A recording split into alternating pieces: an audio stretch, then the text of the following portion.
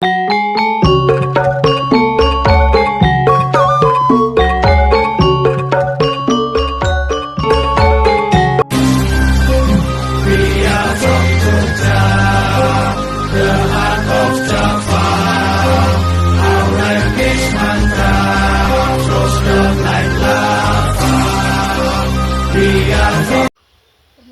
dina iki awakmu ketok ayu banget. Mas wis wae mbok menawa niki gaya-gaya ing jero wetengku. Piye anakku sehat to? Alhamdulillah tansah pinaringan sehat, Mas. Din ayu akhir iki aku bingung marang kahane sing tak lakoni. Kahanan apa, Kang Mas? Sakjane aku ora gelem cerita marang Din Ayu. Ing sasi sura kepungkur aku mimpi ditekani ula gedhi. Piye menurutmu, Din Ayu? Ngapunten sakderenge Kang Mas, kula mboten saged maringi pangerten marang mimpi kuwi.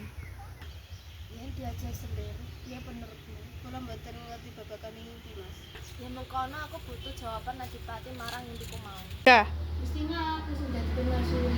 Terus nanti aku nggak ayu, terus mah oke lah. Aku kudu gawe rencana kanggo nyingkirake permaisuri.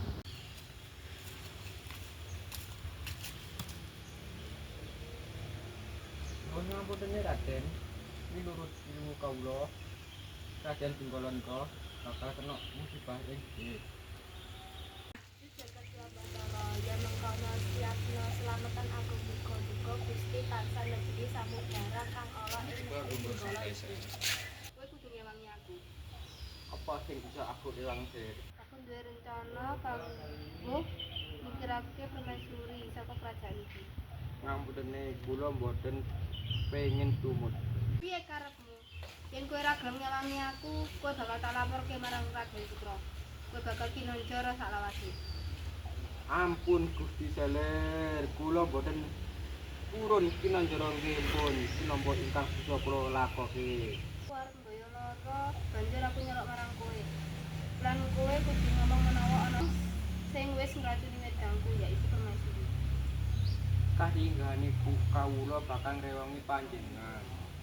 Mas, awakku kok ora enak. Apa rasane awak iki kanggo pati?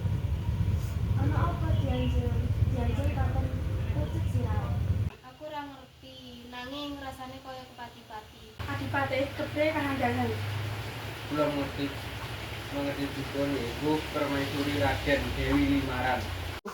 Apa? Ora tak kira permaisuri ku bakal nglakoni hal sing keji kuwi. Limaran, mrene yo aja ndelok tas Limaran. Patih, buan permaisuri sing ora iki menyang alas. Nggih Raden. Aja bagila kula mboten ngertos napa-napa, kula mboten ngerancuni wedangipun soleh kula difitnah. Ora usah guna masin tanpa guna. Patih, saratan wong iki saka ngarepku, aku cegah nyawon pane.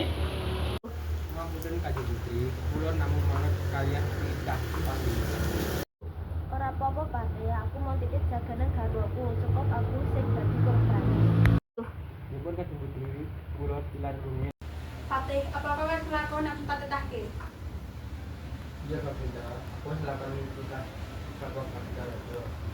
Wis dipasteke wong kuwi ora bakal bali maneh. Sampun Kanjeng Putri. Sembah pangapunten kula matur dhumateng panjenengan Kanjeng Putra lan Kanjeng Putri. Tak tampa sebab pangabukti mutole. Aku krungu pitikmu tangguh banget. Aku pengen budhe sedaya pitikmu kuwi.